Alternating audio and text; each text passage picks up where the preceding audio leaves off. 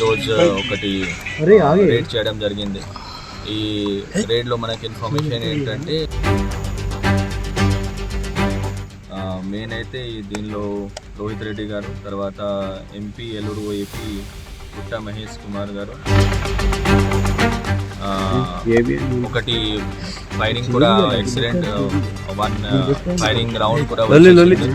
Moinabad farm house లో drugs party కలకలం తెలంగాణ వ్యాప్తంగా సంచలనం రేపుతోంది. ఎందుకంటే అధికార పార్టీ ఎంపీ ఈ కేసులో ఉన్నాడు, ఏకంగా ఆయనే డ్రగ్స్ తీసుకున్నాడు అనేది క్లారిటీ వచ్చిందంటే ఏ స్థాయిలో అక్కడ పార్టీ జరిగిందనేది కూడా మనం అర్థం చేసుకోవచ్చు. తెలంగాణలోని మొయినాబాద్ ఫామ్ హౌస్లో ముఖ్యంగా పైలట్ రోహిత్ రెడ్డికి చెందిన ఈ ఫామ్ హౌస్లో పైలట్ రోహిత్ రెడ్డితో పాటు ఏలూరు ఎంపీ పుట్ట మహేష్ కుమార్ యాదవ్ ఇందులో ప్రధాన నిందితులుగా తేలింది. మొత్తం 11 మందిపై ఇప్పటికే పోలీసులు ఎఫ్ఐఆర్ నమోదు చేశారు. ఈ 11 మంది డ్రగ్స్ తీసుకున్నట్టుగా కూడా ఒక నిర్ధారణకు వచ్చారు ప్రాథమికంగా.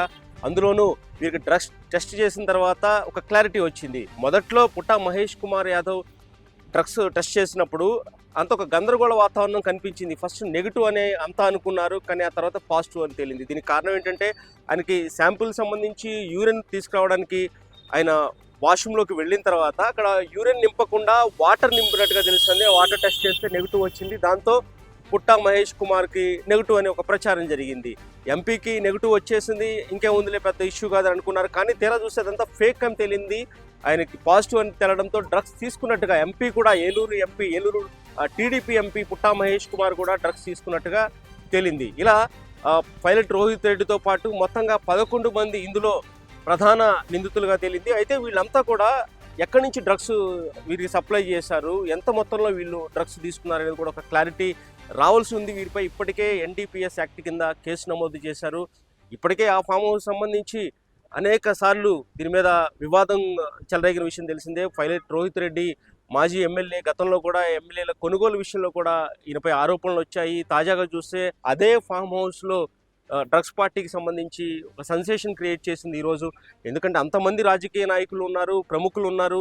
వీళ్ళంతా కూడా ఎక్స్పెక్ట్ చేసి ఉండరు ఈగల్ టీం ఉంటుంది, ఈగల్ టీం ఖచ్చితంగా తమను క్యాచ్ చేస్తుందని కూడా ఎవరు అనుకుని ఉండరు. ఈ నేపథ్యంలో గత మధ్యాహ్నం నుంచే పార్టీ స్టార్ట్ అయినట్టుగా తెలుస్తుంది, 3 గంటల ప్రాంతం నుంచి. ఆ తర్వాత 7:30 సమయానికి మొయినాబాద్ పోలీసులకి, ఆ తర్వాత ఈగల్ టీంకి సమాచారం రావడంతో వెంటనే మెరుపు దాడులు చేశారు. వీళ్ళంతా కూడా ఎప్పుడైతే తమ ఫామ్ హౌస్ లోపలికి ఎంటర్ అవుతుంది ఈగల్ టీం అని గమనించారో లోపల ఉన్నంత వాళ్ళంతా కూడా ఒకసారి అలర్ట్ అయ్యారు. దాంతో లోపల ఉన్న ఒక వ్యక్తి కూడా కాల్పులు జరిపే ప్రయత్నం చేశాడు పోలీసుల మీద. ఒక 4 రౌండ్లు కాల్పులు జరిపినట్టుగా తెలుస్తుంది. మొత్తానికి లోపల ఉన్న వాళ్ళందరినీ కూడా పట్టుకున్నారు. 11 మందిపై ఎఫ్ఐఆర్ నమోదు చేశారు. ఇక్కడ ప్రధానంగా NDPS యాక్ట్కి సంబంధించి వీళ్ళు డ్రగ్ తీసుకోవడం ఒక ఎత్తు అయితే, వీళ్ళకి ఎవరు డ్రగ్స్ సప్లై చేశారు, ఎక్కడి నుంచి వస్తుంది, ఎంతకాలం నుంచి వీళ్ళు ఈ విధంగా పార్టీలు జరుగుతున్నాయి గుట్టు చప్పుడు కాకుండా అనే విషయాలు కూడా క్లారిటీ రావాల్సింది. పూర్తి స్థాయిలో విచారణ జరుగుతుంది.